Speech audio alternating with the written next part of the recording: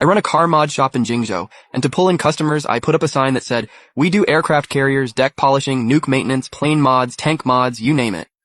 I never expected my buddy to actually show up with a decommissioned tank and ask me to fix it. Looking at this rusty hunk of junk sitting in front of me, no treads, completely wrecked, even with my system backing me up, I couldn't help but shake my head. "Bro, did you pull this out of a scrapyard or something?" "Nah, they dug it out of some swamp in Siberia. Thing's been soaking underwater for decades." I went all over Jingzhou, not a single shop would touch it. I walked over to the tank, took a close look at the exhaust pipe, and saw it was completely packed with mud. It all clicked, and I said, "Let me guess, they told you to sell it for scrap and use the money to buy something that actually works?" "How'd you know?" "No treads, the barrel's twisted like a pretzel, engine's full of mud. Bro, this thing is so far gone even a dog would walk away." I then walked over and patted Zhang Wei on the shoulder. "Alright man, fine, I'll help you out. Come back in a month and I'll hand you a brand new tank, but can you handle the budget?" "No problem, I can file for reimbursement. Just don't go too crazy with it." I pulled out a pen and paper and started writing up the repair list. "Alright, take a look. Here's the full breakdown." "Wait, 3 million? Why wouldn't I just buy one that actually runs?" "A running one still needs repairs, man. Look, this is the lowest quote in all of Jingzhou. Go ask around if you don't believe me. 3 million to fully restore this thing? That's basically impossible anywhere else." "I'm not doubting you, I'm just worried about the budget. Fine, go ahead and start and I'll go get the funding approved. I promise you, this tank is going to be the most powerful thing on land. Don't oversell it, bro. As long as it drives, we're good," Zhang Wei said with a smirk, then headed out after unloading the tank. I rubbed my hands together, pumped up, and placed them on the tank. The moment I touched it, the system chimed in. "T-34 tank detected, currently in critical damage state. Beginning disassembly of power system, blueprint acquired." I snapped my fingers and all 6 robotic arms fired up, breaking the entire tank down to its bare components. Within minutes, every single piece was laid out. The arms blasted everything down with high-pressure water guns, washing off all the rust and mud, and what was left was a pile of corroded, beat-up parts. I looked at the barrel, twisted like a corkscrew, decided it was beyond saving, grabbed a fresh steel rod, and started machining a new one. Zhang Wei just wanted a basic restoration, but I'm the kind of guy who can't help but go all out. Once I knocked out the barrel and most of the outer shell, I set my sights on the drivetrain. It's buried under the chassis anyway, so changing it won't affect the exterior. Engine's way too outdated, switching to electric drive, and forget diesel, hydrogen fuel cell it is. I rubbed my chin, locked in the plan, then started humming while the robotic arms got to work cutting and grinding the new drivetrain components. After a solid month of work, a brand new T-34 stood gleaming in the workshop. I grabbed a wrench, tightened the last bolt for the sake of it, and let out a long breath. Finally done. Ding. "Congratulations, host. Tank modification complete. Level up to level 4. 500,000 points. 100,000 credits. Robotic arms initiating self-upgrade." As the system sound faded, the robotic arms lit up with what looked like LED light strips, full cyberpunk vibes. I wasn't worried about anyone noticing. As long as the arms stayed still, most people would just think it was decoration. Right then, my phone rang. "Yo, Zhangfeng, how's my tank looking?" "It's done, come pick it up." "Say less, I'm on my way." Zhang Wei hung up immediately. Less than half an hour later, a big truck rolled up and parked right in front of the shop.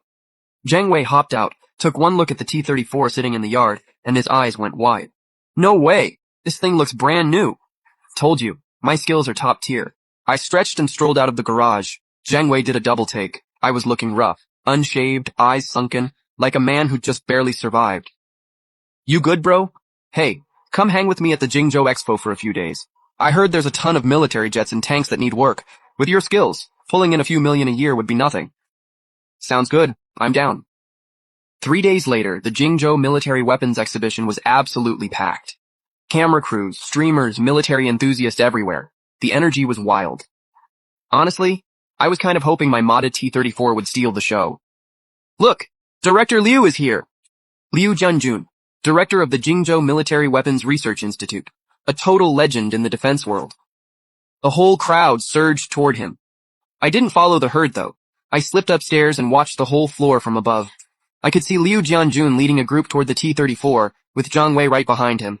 Liu Jianjun stepped up in front of the T-34, grabbed the mic and said, "Ladies and gentlemen, this right here is the T-34, the king of Siberia from 90 years ago. It's old, sure, but I think most of you know exactly what this name means. T-34s are rare. There are only about 20 or 30 still running worldwide.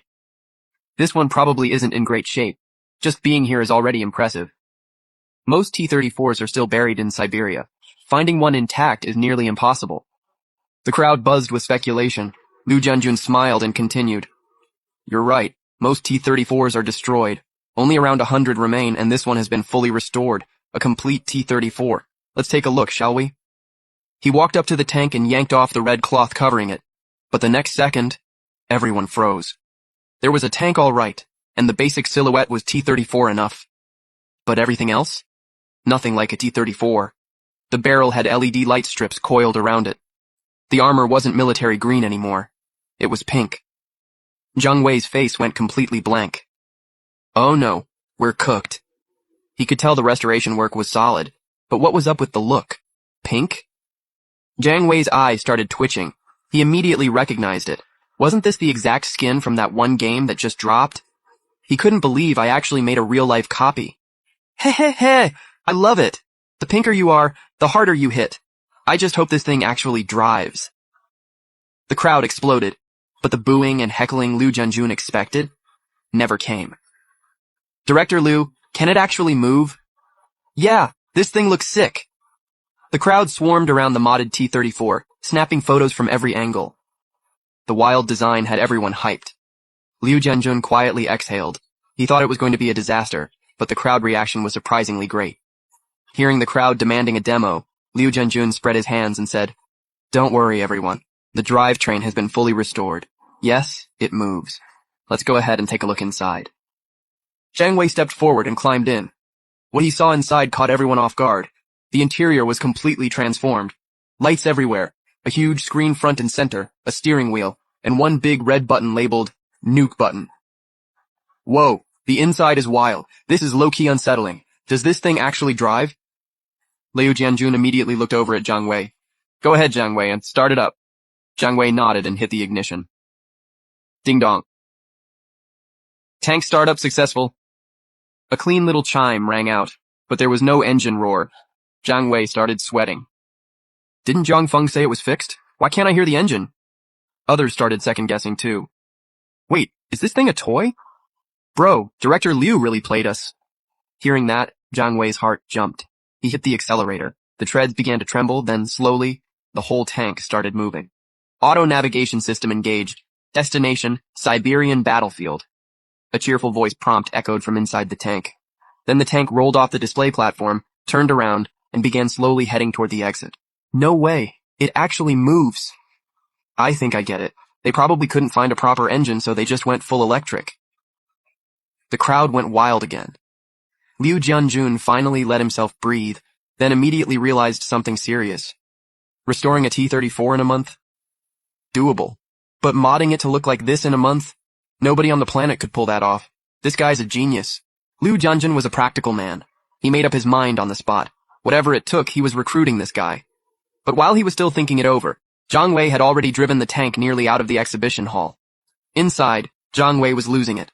Full cyberpunk interior. No idea what any of the buttons did. The whole place was packed with people, and one wrong move could send the tank barreling right through the crowd. That would be a very bad day. Liu Jianjun caught on fast and called out, Zhang Wei, stop the tank! Sir, I can't. There's no instruction manual in here. Zhang Wei was completely helpless. This thing has auto navigation. Destination is Siberia. It wants to go fight in some big battle. It's 2026, man. What battle? The crowd scattered the second they heard that. Liu Jianjun turned to his security team. Control the perimeter. Nobody touch that tank. Zhang Wei, call Zhang Feng right now and find out how to stop it. That snapped Zhang Wei back to reality. He took a breath, pulled out his phone, and called me. Called. Zhang Feng, how do I stop this tank? Zhang Wei sounded frantic. Relax. There's an auto-nav system on board Destination Siberia. Stay calm and follow my instructions.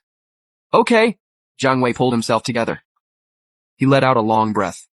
I said, the off switch is the red nuke button. Just press it. He glanced down at the control panel.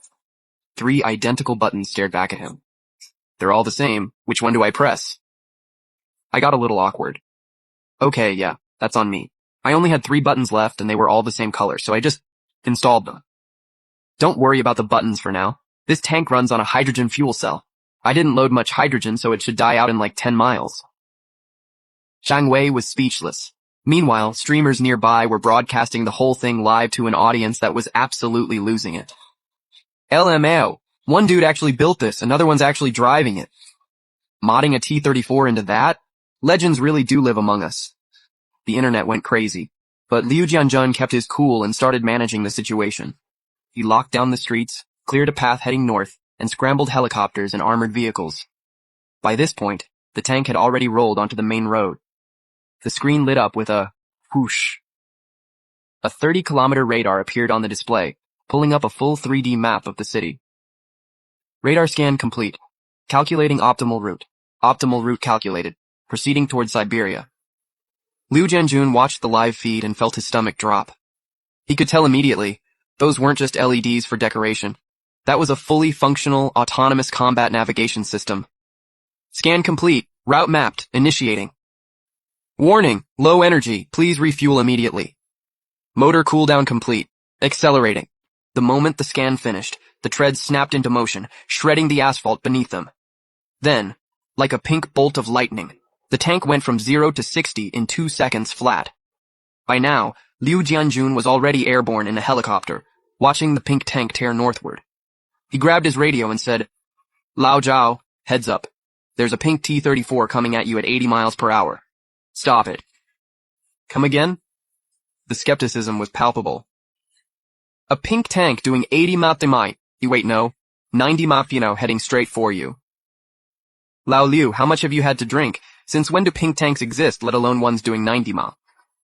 You'll see for yourself in a few minutes. Liu Jianjun didn't bother explaining. Inside the tank, Zhang Wei was not doing well. Being dragged along at 90 miles in a self-driving tank, treads glowing red-hot from the friction. He was pale, hands drenched in sweat, screaming into his phone. Jiang Feng! How much farther does this thing go? Should be about 2 miles, give or take. Relax, keep your seatbelt on, you're fine. Nothing's gonna stop a tank, and the nav system will dodge any obstacles. Zhang Wei didn't have time to respond.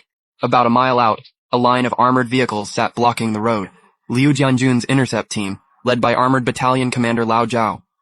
Lao Zhao watched the tank screaming toward him and muttered, I think I've had too much to drink too. Commander, what do we do?